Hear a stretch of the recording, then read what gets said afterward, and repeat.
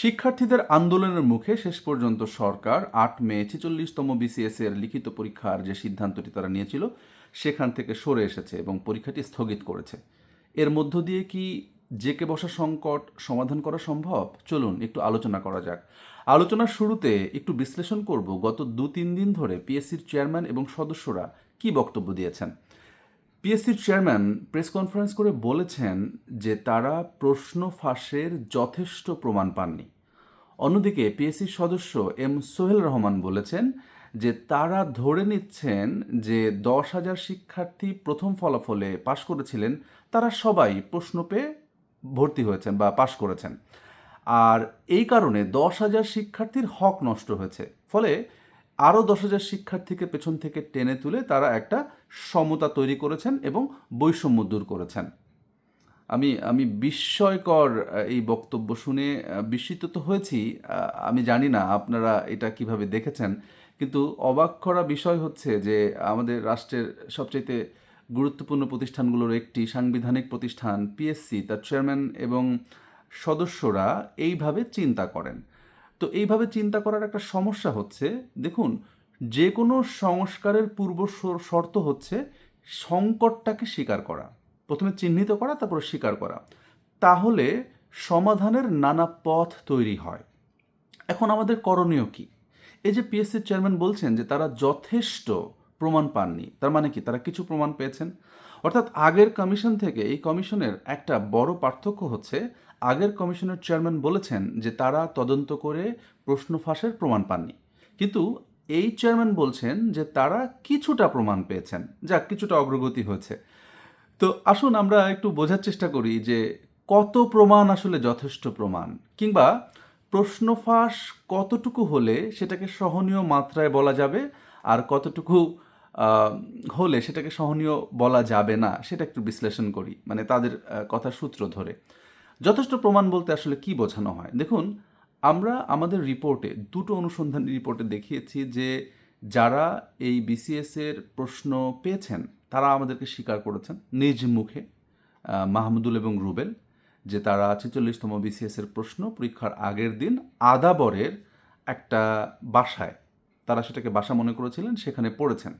তো তাদের সঙ্গে নিয়ে আমরা সেই বাসাটি খুঁজে বের করেছি, দেখেছি সেটি বাসা নয়, একটা এনজিওর একটা উপরে রেস্ট হাউসের মতন এবং কনফারেন্সের মতন, সেইখানে পরীক্ষার আগের রাতে তাদেরকে প্রশ্ন পড়ানো হয়েছিল। তো তারা এই বাসাটি আমাদেরকে চিহ্নিত করে দেন।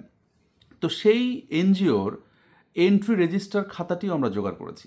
দেখেছি যে মাহমুদুল এবং রুবেল তারা যে বক্তব্য দিচ্ছেন সেই বক্তব্যের সঙ্গে ওইখানে এন্ট্রি রেজিস্টারের প্রমাণ রয়েছে। অর্থাৎ মাহমুদুল এবং রুবেল ওখানে নাম এবং ফোন নাম্বার দিয়ে স্বাক্ষর করে ওইখানে ২৫ এপ্রিল ঢুকেছিলেন। আচ্ছা, শুধু মাহমুদুল রুবেল নয়, ওখানে প্রায় ১০০ শিক্ষার্থী ওই দিন রাতে প্রশ্ন পড়েছিলেন ওই রেজিস্টারের খাতার সূত্র ধরে। আমরা এবার একটু পেছনে যাই। আমাদেরকে এই কথাগুলোই বলেছিলেন সাজেদুল, পিএসসির কর্মচারী। তিনি বলেছিলেন যে তিনি ১৭ জন পরীক্ষার্থীকে আবু সুলাইমান সোহেলের কাছে পাঠিয়েছিলেন প্রশ্ন মুখস্থ করার জন্য। তাদের মধ্যে রুবেল এবং মাহমুদুল ছিল। আর আবু সুলাইমান সোহেল আমাদেরকে ইন্টারভিউতে বলেছিলেন যে হ্যাঁ, তিনি ওই ১৭ জন সহ মোট ২৩ জন শিক্ষার্থীকে আল মামুনের কাছে পাঠিয়েছিলেন। আর ওই যে রেজিস্টার বা এনজিওর কথা বললাম যেখানে তারা প্রশ্ন পড়েছেন, সেই এনজিওটি বুক করেছিলেন আল মামুন। তিনি একটা ভিজিটিং কার্ড দিয়ে সেই এনজিওটি বুক করেছেন, সেটিও আমরা আমাদের রিপোর্টে দেখিয়েছি যে আল মামুন তার নিজের নামে, তার একটা অ্যাগ্রোভেট নামে একটা এনজিও বা একটা প্রতিষ্ঠান, সার টার বা কিছু একটা তারা বিক্রি করেন, সেই প্রতিষ্ঠানের নামে আল মামুন এই গেস্ট হাউসটি বুক করেন। তো পুরো ব্যাপারটা মিলে যায়, বক্তব্য, অবস্থান, টেকনোলজিক্যাল বিশ্লেষণ, লোকেশন এবং আলামত সব কিছু মিলে যায়। তো এই আল মামুন এবং মিজান আমাদের প্রথম রিপোর্ট হওয়ার পরেই গা ঢাকা দেয়, কিন্তু আমরা তাদের খুঁজে বের করার চেষ্টা করি। আমরা মিজানের বাসা খুঁজে বের করি, আমরা মিজানের গ্রামের বাড়িতে যাই, আমরা আল মামুনের গ্রামের বাড়ি দিনাজপুরে যাই। তো যখন দেখি যে তারা লাপাত্তা, তখন আমরা এদের দুজনের ঘনিষ্ঠ একজন ব্যক্তি যিনি দীর্ঘদিন বিজি প্রেসের গোপনীয় শাখায় চাকরি করেছেন তাকে খুঁজে বের করি, এবং তিনি নাম পরিচয় গোপন রাখার শর্তে আমাদেরকে একটা ইন্টারভিউ দেন, এবং সেখানে তিনি জানান যে এই মিজান হচ্ছে এই চক্রের মাস্টার মাইন্ড এবং তার সহযোগী আল মামুন। আর এদেরকে বিজি প্রেস থেকে প্রশ্নটি বের করে দেয় মজনু এবং আকরাম নামে দুজন ব্যক্তি। মজনু হচ্ছে বিজি প্রেসের পোর্টার আর আকরাম হচ্ছে বিজি প্রেসের বাইন্ডার। তো এই বক্তব্যে আমরা গুরুত্বপূর্ণ লিড পাই। এরপরে আমরা মিজানের ফোনে গত 6 মাসে, অর্থাৎ আমরা যে সময় অনুসন্ধানটি করছিলাম সেই সময় থেকে বিগত 6 মাসের ডিটেইল কল রেকর্ড এবং লোকেশন জোগাড় করি। তো সেখানে আমরা দেখতে পাই যে ওই যে ব্যক্তি যিনি নাম পরিচয় গোপন রাখার শর্তে আমাদেরকে তথ্য দিয়েছিলেন, তার বক্তব্য মিলে যায়। মিজানের সঙ্গে আমরা মজনুর মোবাইল কমিউনিকেশন পাই এবং সেটি অস্বাভাবিক। মাত্র 6 মাসে প্রায় 250 বারের অধিক তারা একটি নাম্বার, হয়তো আরও অনেক গোপন নাম্বারও থাকতে পারে, একটি নাম্বারের সঙ্গে কমিউনিকেশন আছে। এবং ওই লোকেশন মারফত আমরা দেখতে পাই মজনুর যে বাসা শ্যামলীতে, সেই বাসার আশেপাশে মিজান 45-এর লিখিত এবং 46-এর প্রিলির আগে 30 বারের মতন গেছেন। এখন যদি আমরা আরও পুরনো ডাটা তুলতে পারতাম, সেটা নিশ্চয়ই সিআইডি কিংবা অন্য সংস্থা পারবে। যদি আমরা বিগত 1-2 বছরের ডাটা পেতাম, তাহলে দেখতাম এই সংখ্যাটা আরও অনেক বেশি। তো যাই হোক, এই সূত্র ধরে আমরা যেহেতু কানেকশনটা এস্টাবলিশ করতে পারি, তখন আমরা বিজি প্রেসে যোগাযোগ করি এবং বিজি প্রেসে যাই। আপনারা জানেন যে বিজি প্রেস একটা পিকেআই প্রতিষ্ঠান, বিশেষ গুরুত্বপূর্ণ কেপিআই প্রতিষ্ঠান, গুরুত্বপূর্ণ প্রতিষ্ঠান, যেখানে খুবই রেস্ট্রিক্টেড ক্যামেরা নিয়ে ঢোকা, নানান জটিলতা আছে। তো আমরা যখন ওখানকার উপপরিচালকের রুমে বসি এবং আমরা ক্যামেরা নিয়ে যাওয়ার চেষ্টা করি, বা আমাদের কাছে মোবাইল ছিল, এটি দেখে টোটাল বিজি প্রেসের কর্মচারীরা আমাদের রিপোর্টার এবং 2 ক্যামেরা পার্সনকে ঘিরে ধরে একটা এলাহি কারবার, এবং আমাদের ভীষণ ঝুঁকির মুখে এই 2জন ব্যক্তির সঙ্গে কথা বলতে হয়। প্রথমে মজনু সব অস্বীকার করেন এবং তিনি মিজান নামে কাউকে চেনেন বলে জানান না। আমরা ছবিও দেখাই তাকে, তিনি বলেন তিনি চেনেন না। কিন্তু যখন আমরা কল রেকর্ডের প্রসঙ্গটা আনি এবং তার মোবাইল থেকে আমরা ওই নাম্বারটি ডায়াল করি, তখন দেখি সেখানে মিজানের নাম্বার সেভ করা, এবং তিনি তখন একটু হকচকিত হয়ে যান এবং এক পর্যায়ে স্বীকার করতে বাধ্য হন। যেহেতু বয়স্ক মানুষ, আমরা প্রচুর প্রস্তুতি নিয়ে গেছিলাম, তাদের ব্যাঙ্ক অ্যাকাউন্টের ডেটা আমরা তুলে ফেলেছিলাম, তারপরে তাদের কমিউনিকেশন আমাদের কাছে ছিল। সো প্রশ্নবাণে জর্জরিত হয়ে এক পর্যায়ে মজনু স্বীকার করতে বাধ্য হন যে হ্যাঁ, তিনি এই প্রশ্নটি ফাঁস করেন। এবং আকরাম শুরু থেকে কোঅপারেটিভ ছিলেন, তিনিও স্বীকার করেন যে হ্যাঁ, এটি মূলত তাদের এক গুরু ছিলেন এটিএম মোস্তফা, যিনি 2001-2 সাল থেকে এই কাজটা শুরু করেন। 2010 সালে মোস্তফা গ্রেপ্তার হবার পরে এই কাজটি নিজের কাঁধে তুলে নেন আকরাম, এবং মোস্তফা তাকে অনুরোধ করেন তাকে সহযোগিতা করার জন্য, এবং আকরাম মজনুকে সংযুক্ত করেন। এই 2 জন যুক্ত হন 2010 সালের দিক থেকে। এবং তারা বলেন যে এই প্রশ্ন তারা কিভাবে ফাঁস করেন, তারা কিভাবে সিসি ক্যামেরা ফাঁকি দিয়ে 2 রানের মাঝখানে রেখে, বাথরুমে প্রথমে রেখে তারপর নিয়ে বেরোতেন আকরাম। মজনু বলেন যে তিনি যেহেতু পোর্টার, তার কাজ ধোয়া মোছা করা, ময়লা পরিষ্কার করা, তিনি ফাঁকে ফাঁকে 1 সেট 2 সেট করে প্রতিদিন বের করে নিয়ে যে কয় সেট লাগতো, 4 সেট হোক 6 সেট হোক, এটা তিনি ময়লার ভিতরে ফেলতেন ছায়ের মধ্যে লুকিয়ে, এবং বের হয়ে যাওয়ার সময় ওখান থেকে নিয়ে তিনি বেরিয়ে যেতেন। এভাবে দিনের পর দিন তিনি এটি অব্যাহত রেখেছেন, এবং মিজান তাকে এর জন্য টাকা দিত, 2 লাখ 3 লাখ 5 লাখ টাকা দিত। এবং তারা জানতেন না যে মাত্র 3 লাখ বা 5 লাখ টাকায় বিক্রি হওয়া প্রশ্ন মিজান আল মামুনরা সারা বাংলাদেশে কত মানুষের কাছে কত কোটি টাকায় কত বছর ধরে বিক্রি করেছেন। তো আকরাম এবং মজনু আমাদেরকে বলেছেন যে তারা সব প্রশ্নই দিতে পারতেন, এবং যে প্রশ্নই চাওয়া হতো তারা সেটা দিতেন, এবং তারা সব ধরনের প্রশ্ন দিয়েছেন, শুধু বিসিএস প্রিলি বা রিটেন না। তারা নন ক্যাডার, মানে পিএসসি থেকে যে প্রশ্নই ওখানে যেত, ওইটা মিজানরা জানিয়ে দিত যে একটা প্রশ্ন ঢুকেছে, এই কয় সেট বের করতে হবে, এবং সেই মোতাবেক তারা প্রশ্নটি বের করতেন। তো দেখুন, এই যে এত কিছু আমরা বের করেছি, এই যে এত তথ্য প্রমাণ এবং আমাদের কাছে আছে, এবং সাইমেন্টেনিয়াসলি হয়তো সিআইডির কাছে আরও কিছু অগ্রগতি থাকতে পারে, তারা বলতে পারবেন। তো এই তথ্য প্রমাণগুলো আমাদের রিপোর্টে আছে। তো সেই তথ্য প্রমাণগুলো দেখার পরেও চেয়ারম্যান, বর্তমান চেয়ারম্যান, পরিবর্তিত চেয়ারম্যান, 5ই অগাস্টের পরের চেয়ারম্যান, তিনি যদি বলেন যে যথেষ্ট প্রমাণ পাওয়া যায়নি, তাহলে আমাদের আসলে অন্ধের দেশে আমরা চশমা বিক্রি করে বেশি দিন টিকতে পারবো না। আমাদের আসলে সব কিছুই বৃথা। তো দেখুন, আমরা এখন কি করতে পারি, সমাধান কি, মানে এটা নিয়ে আলোচনা হওয়া দরকার। পিএসসির চেয়ারম্যান যে বক্তব্যই দেন না কেন, এবং তার সদস্যরা যে বক্তব্যই দেন না কেন, সেটি আসলে সমাধানের পথকে রুদ্ধ করে। তাদের এই বক্তব্য, তাদের এই অবস্থান, তাদের ইতিবাচক যে পরিবর্তনের যে একটা আকাঙ্ক্ষা নিয়ে তারা এখানে এসছেন বলে দাবি করেন, সেটিকে বাধাগ্রস্ত করে। কিভাবে সমাধান কি হতে পারে? দেখুন, অনেকগুলো সমাধান নিয়ে আমরা কথা বলি, যে আমাদের কাজ হচ্ছে এই প্রশ্ন ফাঁস এবং অনিয়ম নিয়োগ পরীক্ষায় অর্থাৎ রিক্রুটিং মানে রাষ্ট্রের জন্যে, বাংলাদেশ রাষ্ট্রের জন্যে মেধাবী, যোগ্য এবং সাস্টেইনেবল কর্মকর্তা যাচাই বাছাই করে নিয়োগ করার যে সাংবিধানিক প্রতিষ্ঠান পিএসসি, তার কাজ হচ্ছে এই নিয়োগ পরীক্ষাটা স্বচ্ছ এবং সুন্দর করা, যাতে এই ঘটনা না ঘটে। তো সেক্ষেত্রে কি করতে হবে? সেক্ষেত্রে প্রথমেই এটি স্বীকার করতে হবে। তো দেখুন, আমি আগেই বলেছি যে সংস্কারের পূর্ব শর্ত হচ্ছে স্বীকার করা, চিহ্নিত করা এবং স্বীকার করা। তো আমরা ধরেন পিএসসির হয়ে সুমোটো ভিত্তিতে বা ধরেন ঘরের খেয়ে বনের মোষ তাড়ানোর মতন করে, বা যেহেতু সাংবাদিকের নিজস্ব একটা দায়বদ্ধতা, কমিটমেন্ট থাকে, তার স্টেশনের একটা কমিটমেন্ট থাকে, সেই জায়গা থেকে আমরা চিহ্নিত করে দিয়েছি। তো এই চিহ্নিত করাটাকে তারা আরও বৃদ্ধি করতে পারেন, আরও ইনহ্যান্স করতে পারেন, এবং করে তারা স্বীকার করতে পারেন যে হ্যাঁ, এই ঘটনা ঘটে। আচ্ছা, স্বীকার করার পরে কিন্তু সমাধানের পথগুলো উন্মুক্ত হয়। তো এটা বন্ধ করার উপায় কি? দেখুন, বন্ধ করার উপায় মানে আমি আলোচনা করব আমার এই ভিডিওর শেষ পার্টে। তবে তার আগে বলি যে এখন কি কি সমাধান নিয়ে আমরা আগাতে পারি। স্থগিত তো কোনো সমাধান নয়। প্রথম সমাধান একটি হতে পারে, অনেকেই বলছেন যে এটি বাতিল করে দেয়া।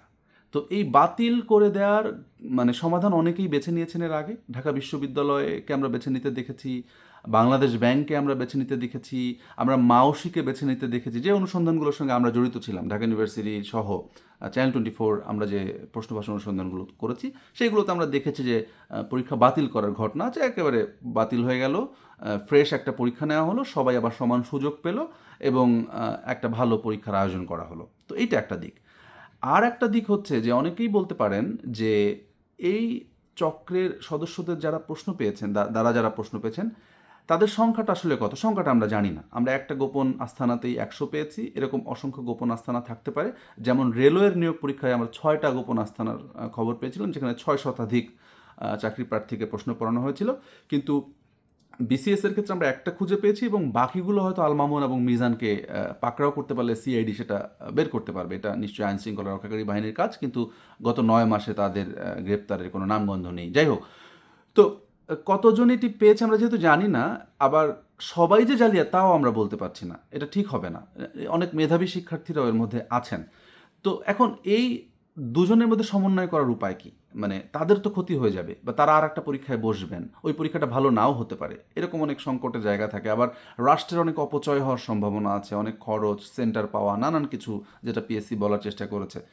তো সেই ক্ষেত্রেও একটা সলিউশন আমরা দেখেছি যে ঢাকা বিশ্ববিদ্যালয় এই সলিউশনটা একবার নিয়েছিল। সেটি হচ্ছে যে তারা ডি ইউনিটের 2018 সালে যে পরীক্ষার প্রশ্ন ফাঁস হয়েছিল আর্মি প্রিন্টিং প্রেস থেকে, সেই প্রশ্নটিকে ফাঁস হওয়ার পরে তারা পরীক্ষা প্রথম ফলাফলটিকে বাতিল করে, এবং ওইখানে যে সংখ্যক শিক্ষার্থীরা একটা ন্যূনতম পাসমার্ক পেয়ে পাশ করেছেন, তাদেরকে নিয়ে আর একটা পরীক্ষার আয়োজন করে, এবং সেই সংখ্যাটা বোধহয় এরকম 18-20 হাজার বা 24 হাজার। তো পিএসসি কী করতে পারে যে তারা একটা ন্যূনতম পাস মার্ক স্ট্যান্ডার্ড ধরে নিয়ে হয়তো সেখানে 30,000, 40,000 বা 50,000 শিক্ষার্থীও হতে পারে, অথবা এখানে যে শিক্ষার্থীরা পাশ করেছেন তাদের মধ্যে আর একটা প্রিলি পরীক্ষা নিতে পারে। কারণ ঘটনাটি তো প্রিলি স্টেজে, সো আপনি যদি এখানেই একটা স্ক্রুটিনিং না করেন, তাহলে এটা অসম হয়ে যাবে রিটেনের ক্ষেত্রে।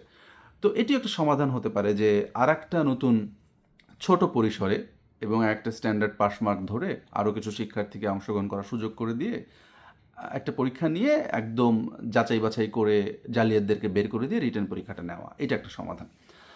আর একটা সমাধান কি হতে পারে, যে ধরেন আসলে সম্ভবই হচ্ছে না এই পরীক্ষা বাতিল করা, যেহেতু অনেক শিক্ষার্থী প্রস্তুতি নিয়ে ফেলেছেন, সময় ইনভেস্ট করে ফেলেছেন, আবার নতুন করে পরীক্ষাও নেওয়া যাচ্ছে না নানান জটিলতায়, তাহলে কি হতে পারে? সেই ক্ষেত্রে পিএসসি আসলে এই বিসিএসে যারা বঞ্চিত হয়েছেন বলে মনে করবে, একটা অনুমান করে আগামী বিসিএসে 47তম যে বিসিএস, সেই বিসিএসে তারা পদ সংখ্যা বাড়িয়ে দিতে পারে, বা এই বিসিএসেই হয়তো তারা মার্চ করে 46-47কে একসঙ্গে একটা বড় পদের ভিত্তিতে সবার জন্য সুযোগ করে দিয়ে পরীক্ষাটি নিতে পারে, এবং যারা আবেদন করেছে আগে তাদেরকে পরীক্ষা দেওয়ার ব্যবস্থা করতে পারে।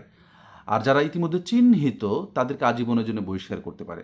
সো নানান প্রস্তাব কিন্তু এসেছে, মানে বিভিন্ন মহল থেকে, আমাদের সঙ্গে আমরা যারা কাজ করেছি তাদের কাছ থেকে।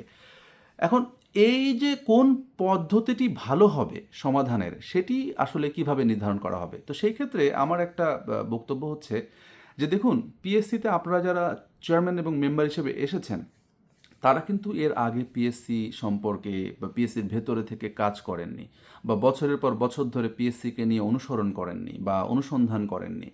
অনুসন্ধানটি করেছি আমরা, চ্যানেল 24 সাংবাদিকরা, এবং আমাদের তথ্যের ভিত্তিতে আরও কিছু তথ্য জোগাড় করে এখন করছে সিআইডি, আইন শৃঙ্খলা রক্ষাকারী বাহিনী। ফলে যে সকল কর্মকর্তার এই ধরনের প্রশ্ন ফাঁস অনুসন্ধানের পূর্ব অভিজ্ঞতা রয়েছে, যারা জানেন যে কিভাবে প্রশ্ন ফাঁস হয়, কিভাবে আসামিরা কাজ করে, কিভাবে এগুলো বন্ধ করা যায়, তাদেরকে যুক্ত করা যেতে পারে একটা বড় টাস্ক ফোর্স মতন গঠন করে, বা একটা বড় যে সংস্কার কমিশন হয়েছে, সংস্কার কমিশন তো এরকম এসি রুমের মধ্যে বসে তাদের মন মতন সংস্কার করলে হবে না, ত্রুটি রয়েই যাবে।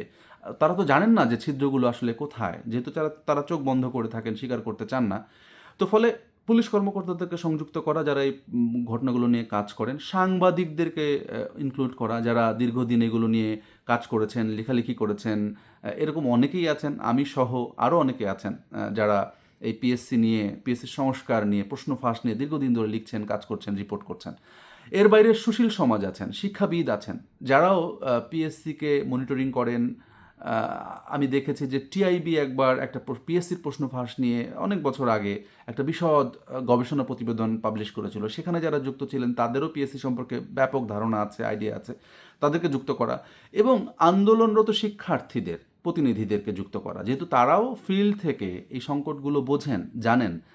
তো এই সবার সমন্বয়ে যখন আপনারা জানবেন, যে ধরনের একটা উদাহরণ দিই, যে আর্মি প্রিন্টিং প্রেস থেকে আসলে কীভাবে প্রশ্ন ফাঁস হয়ে যেত, শিক্ষকরা থাকতেন, আর্মির নিরাপত্তা ব্যবস্থা থাকতো, তারপরেও কিভাবে হতো। স্যামুয়েল সুমিত মণ্ডল নামে একজন কম্পোজিটর ছিলেন, তিনি আমাদেরকে জানিয়েছেন যে তিনি যখন কম্পোজ করে ফাইনাল করে প্রুফ দেখে একটা ড্রাফট কপি প্রিন্ট করতেন, এই ড্রাফট কপি প্রিন্ট করার পরে ওইটা ফাইনাল হওয়ার পরে সিগনেচার হয়ে সিটিপি টেকনিশিয়ান জাবেদের কাছে চলে যেত, মানে কম্পিউটার টু প্লেট করার জন্যে। তো জাবেদ এর কাছে যাওয়ার পরে সবাই রিল্যাক্সড হয়ে যেত, সবাই মনে করতো আচ্ছা কাজ শেষ, কিন্তু ওই জায়গাটাতে গ্যাপ রয়ে গেছে। সো জাবেদ ওই সময় প্রশ্নটি বের করে নিয়ে তার আন্ডারওয়্যারের ভিতরে ঢুকিয়ে বের করে নিয়ে, যে ড্রাফট যে কপিটা সেটা বের করে নিয়ে হাতে লিখে পরবর্তীতে এই স্যামুয়েল সুমিত মণ্ডলের কাছে পৌঁছে দিত, সেটা বিদ্যুৎ আলী হয়ে তার ছেলে হয়ে সারা বাংলাদেশে ছড়িয়ে যেত।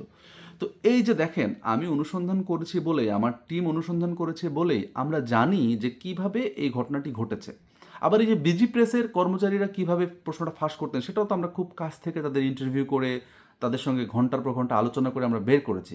এরকম ঢাকা বিশ্ববিদ্যালয়ের ঘটনা এর আগে ঘটেছিল ইন্দিরা রোডের একটা প্রিন্টিং প্রেস থেকে। সেখানে যেনতেনভাবে প্রশ্ন ছাপার ব্যবস্থা করা হতো, কোনো ধরনের নিরাপত্তা ব্যবস্থা ছিল না, কোনো ধরনের চেক অ্যান্ড ব্যালেন্স ছিল না। তারপরে ধরেন প্রেসে যে সকল কর্মকর্তা কর্মচারী নিয়োগ করা হয়, তাদের সঠিকভাবে তাদের ব্যাকগ্রাউন্ড যাচাই করা হয় না, তাদের আয় ব্যয়ের হিসাব নেওয়া হয় না বছর বছর। তারপরে ওইখানে যে নীতিমালা, যে সুপারিশ বাস্তবায়নের কথা প্রেসে গোপনীয় শাখায়, সেগুলো বাস্তবায়ন করা হয় না। যখন এরকম করে একটা ঘটনা ঘটে তখনই এরকম শোরগোল হয় এবং কিছু নীতিমালা নিয়ে আলোচনা হয়, কিন্তু এটা পরবর্তীতে ধামাচাপা পড়ে যায়। তো এইবার কিন্তু পুলিশ এবং পিএসসির বাইরে একটা থার্ড পার্টি, অর্থাৎ চ্যানেল 24, তাদের মধ্য দিয়ে এই অনুসন্ধানটি আলোর মুখ দেখেছে। ফলে এবার কিন্তু আর ধামাচাপা দেওয়ার সুযোগ পাওয়া যায় নাই, কারণ 2010 সালে এই চক্রটাই ধরা পড়েছিল ভিন্ন জগতে, মাধ্যমিক শিক্ষক নিয়োগ পরীক্ষায়, সেটা ধামাচাপা দেওয়া হয়েছে। 18 সালে ডিবি এই মজনু আকরামকে তুলে নিয়ে গিয়েছিল, এই মিজান গ্রেপ্তার হয়েছিল, আতিক গ্রেপ্তার হয়েছিল, মজনু এবং আকরামকে ছেড়ে দেওয়া হয়েছে। এই পিএসসি এবং বিজি প্রেসের কর্মকর্তারা তাদেরকে ছাড়িয়ে এনেছেন। ফলে তাদের মধ্যে থাকলে সুবিধায়, যে পিএসসি বলে না, দেখবেন যে চেয়ারম্যান বলে, নিশ্চয়ই এটা তাদেরকে কর্মকর্তারা বোঝায় যে কোনো যথাযথ কর্তৃপক্ষের তদন্তের মধ্য দিয়ে এটা আসতে হয়। তো এই আস্থাটা তাদের যথাযথ কর্তৃপক্ষের উপরে কেন? কারণ তারা জানেন যে তাদের সঙ্গে তাদের আন্ডারস্ট্যান্ডিংটা ভালো হবে, তারা যেভাবে বলবেন সেভাবে তদন্তটা হবে এবং এটা ধামাচাপা দেওয়া সহজ। আর বিচার প্রক্রিয়া নিয়েও আমাদের এই সংস্কারে আলোচনা করতে হবে। এই সংক্রান্ত যে আইন আছে, পিএসসি একটি নতুন আইন করেছে, সেই আইনে কিন্তু আসলে শিক্ষার্থীদের অংশটা খুবই ভাষা মানে প্রশ্ন ফাঁস এর সংজ্ঞা এবং এই জড়িত শিক্ষার্থীদের প্রসঙ্গটি ওইভাবে স্পষ্টভাবে নাই। আর 1989 সালে যে পাবলিক পরীক্ষা আইন, সেখানেও সংজ্ঞায় জটিলতা আছে এবং এই আইনটি অনেক পুরনো, আধুনিক সংস্কার করা প্রয়োজন। এবং আপনারা অবাক হবেন, প্রশ্ন ফাঁস সংক্রান্ত 70টি মামলা নিয়ে প্রথম আলো একটা গবেষণা করেছিল, দেখা গেছে একটি মামলাতেও সাজার ঘটনা ঘটেনি, একমাত্র কয়েকদিন আগে ঢাকা বিশ্ববিদ্যালয় প্রশ্ন ফাঁসের ঘটনায় সাজার ঘটনা ঘটেছে, তাও এই অনুসন্ধানটি চ্যানেল 24 একটা বেসরকারি প্রতিষ্ঠান শুরু করেছিল, পরবর্তীতে সিআইডি এটা তদন্ত করেছে। একটা চেক অ্যান্ড ব্যালেন্স ছিল, আমরা যেহেতু ফলো আপ করেছি একটা সাজার ঘটনা ঘটেছে বা তদন্তটা ভালো হয়েছে। তো এখন এই সামগ্রিক বিষয় নিয়ে সংস্কারটা না করলে, সব স্টেক হোল্ডারদেরকে যুক্ত করে এই আলোচনাগুলো না করলে এই সংকট থেকে সহসাই উত্তরণের কোনো উপায় আমি দেখি না। এই যে অস্বীকারের রাজনীতি, এই যে অস্বীকারের প্রবণতা, এটি কিন্তু পিএসসিকে আরও অনেক বেশি সাফার করাবে, শিক্ষার্থীদের সাফার করাবে। তো আমি মনে করি এবার যেহেতু আমরা অনেক বেশি তথ্য প্রমাণের ভিত্তিতে খুবই স্পেসিফিক জায়গাতে হাত দিয়েছি, আমার মনে হয় এইবার এটাতে ইগো হার্ট হওয়ার কিছু নাই। আমি মোমেন স্যারকে বলবো, স্যারের সঙ্গে আমার ফোনে কথা হয়েছে, স্যার অত্যন্ত আন্তরিক মানুষ এবং তিনি আমি দেখেছি চেষ্টা করেন, কিন্তু স্যারের কথা শুনে বা স্যারের এই যে উনি যখন বলেন যথেষ্ট প্রমাণ পায়নি, শক্ত প্রমাণ পায়নি, তখন না আমরা খুব অবাক হই যে স্যার আমাকে ওভার ফোনে বললেন যে আমার একটা টিম আপনার সঙ্গে যোগাযোগ করবে বা আমরা আপনাদের সহযোগিতা চাই, কিভাবে আমরা এগিয়ে নিতে পারি। কিন্তু স্যার আপনি যে বললেন যে যথেষ্ট প্রমাণ পাননি, আপনি কি স্যার আমাদেরকে যুক্ত করে আমাদের কাছে প্রমাণগুলো দেখতে চেয়েছেন? সিআইডির 164গুলো দেখতে চেয়েছেন, আসামিরা কি বলেছে? এইগুলো দেখলে তো আপনার মাথা ঘুরে যাবে স্যার, যে কি হচ্ছে। তো আমার কাছে মনে হয় ইগো হার্ট হওয়ার কিছু নাই, এগুলো আগে থেকে ঘটছে, আপনারা করেননি, আপনারা এসে এটা কন্টিনিউ করেন না, আপনারা এটাকে স্বীকার করেন, মেনে নেন যে প্রশ্ন ফাঁস হয়েছে। এরপরে আসেন আমরা সমাধানের পথগুলো নিয়ে আলোচনা করি। আসেন আমরা যারা যারা জানি, যাদের যাদের অভিজ্ঞতা আছে, তারা এই বিষয়গুলো একসঙ্গে সবাই মিলে, এই লাখ লাখ শিক্ষার্থী যারা কত কষ্ট করে স্যার এই যে দিনের পর দিন একটা সরকারি চাকরির জন্য স্যার তাদের জীবন তারা মানে প্রায় উৎসর্গ করে দেওয়ার মতন হয়েছে। যদিও ব্যাপারটা একটু মানে কেমন স্বার্থপরের মতোই মনে হয় যে শিক্ষার্থীরা চাকরির জন্য এত কিছু করছে, কিন্তু স্যার বাংলাদেশের বাস্তবতায় আসলে একটা সরকারি চাকরি, একটা ভালো চাকরি এছাড়া কী করবে এত বেকারের দেশ। তো স্যার এই শিক্ষার্থীদের জন্য আমাদের কিছু করার আছে, এবং আমরা যেহেতু জানি এখন যে কারা কিভাবে এই কাজগুলো করে, আসেন না স্যার আমরা এবার বন্ধ করি, মানে আমরা আর এটাকে কন্টিনিউ করি, আমরা না করি স্যার। হ্যাঁ, এই যে আপনার দপ্তরে যে সকল দুষ্কৃতিকারী আছে, যে সকল অভিযুক্ত কর্মচারী কর্মকর্তা আছে, তাদের নিয়ে আমি আর একটা ভিডিও বানাবো, আমি এটা নিয়ে কাজ করছি, অনেক তথ্য আমি একসঙ্গে যুক্ত করেছি, আমি আপনাকে জানাবো স্যার যে কীভাবে। এখন আপনি যেহেতু আমাকে ডেকে আলাদাভাবে পার্সোনালি শুনতে চান না বা ওভার ফোনে শুনতে চান না, সে তো আমাকে ভিডিও বানিয়ে পাবলিকলি জানাতে হচ্ছে। তো আমার মনে হয় একটা সবার সঙ্গে সবাইকে নিয়ে আমরা যদি একটা চমৎকার সমাধানের পথ বের করতে পারি, তাহলেই এই চক্রটিকে বন্ধ করা সম্ভব। তো সবাই ভালো থাকবেন, সুস্থ থাকবেন, অন্য কোনো ভিডিওতে আবার কথা হবে। Thank you.